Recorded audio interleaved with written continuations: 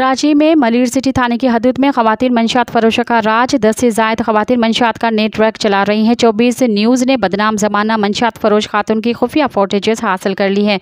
मंशियात फरोश को पकड़ना है तो छापे से कबल पुलिस एहलकारों के मोबाइल बंद करना होंगे ताकि इत्तला न दे सकें। खातून मंशियात फरोश की सनसनीखेज़ इंकशाफ सामने आ गए हैं। तफसीलात के मुताबिक कराची में मंशियात माफिया बेलगाम हो गया।